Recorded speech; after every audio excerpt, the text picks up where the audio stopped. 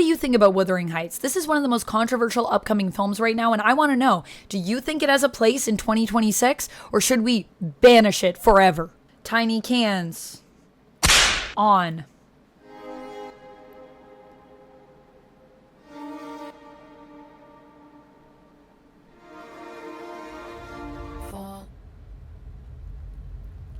Fall in. I can follow you like a dog to the end of the world. Fall in love.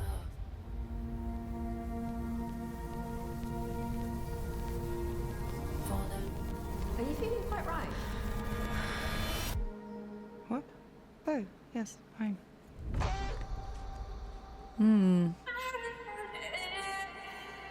Infatuation for sure. Valentine's Day, wow. Okay. Yeah. I love the visuals in this.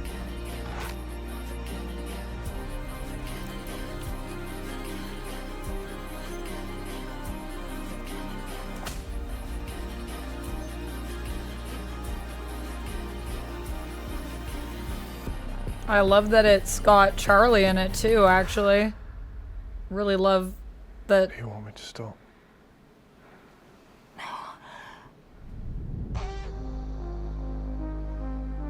Really love that. I kind of like that it's like modern and has these really striking visuals, and it's focused on the obsession. I love Charlie XCX, so to me that's like two things I'm obsessed with. We need to talk about Wuthering Heights because everyone is talking to me about this, and a lot of people seem to have a lot of opinions about how controversial it is that we're doing this movie in 2026 when it'll be coming out Valentine's Day, which is an interesting choice.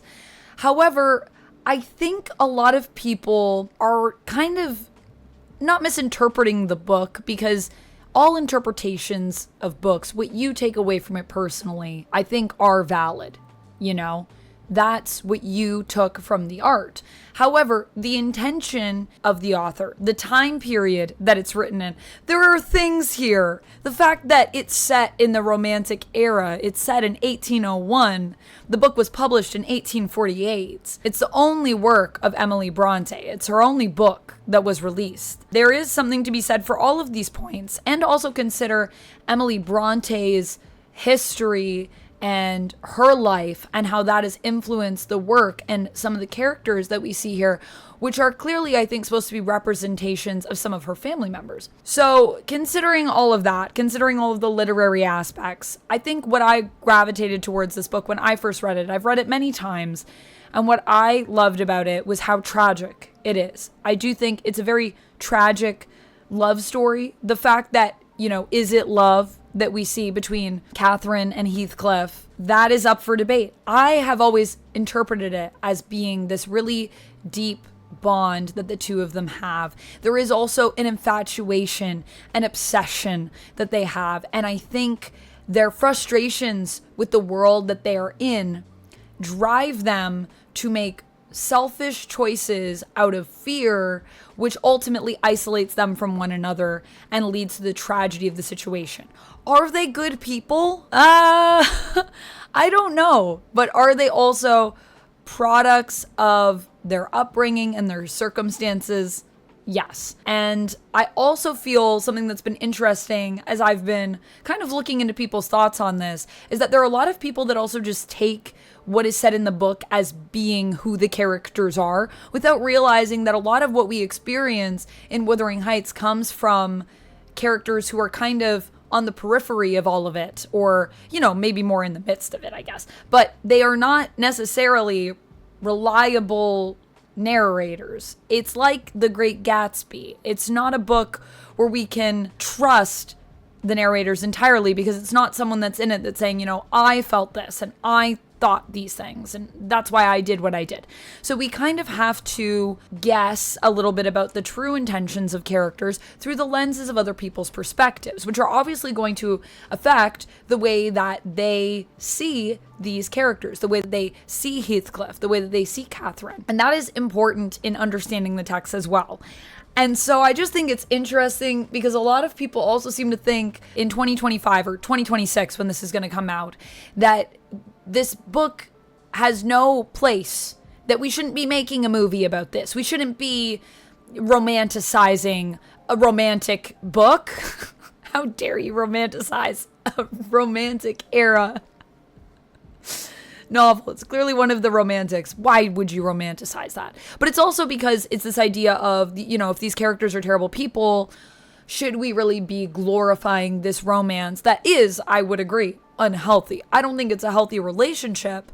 However, saying that there's nothing that we can learn from a book that is about people making selfish choices in 2026 is like, read the room. Like, look around you. A lot of people are making selfish choices now. And it's also weird to even just demonize an idea that you are inherently just a terrible person through and through because you have made terrible or selfish choices. Not saying Heathcliff is an upstanding guy, but he's an interesting character because there are so many layers to the character.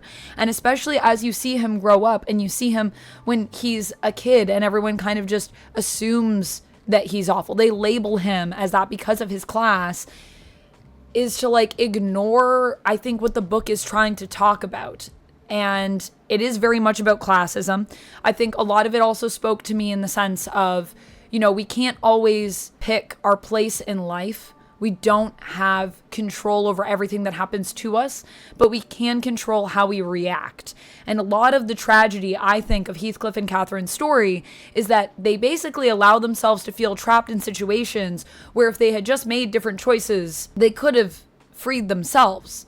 They ultimately are products of a system that makes them believe that they have no other choice. And so they make these choices that are selfish because I think they are afraid ultimately to trust in the other person. They want the other person to show up for them, but they're not willing to like show up for the other person. I think because they are afraid because of societal standards. So that's where we kind of end up with this book. I think it's a fascinating book, and I personally would love to reread it again and go through and talk about it more if people are interested in that.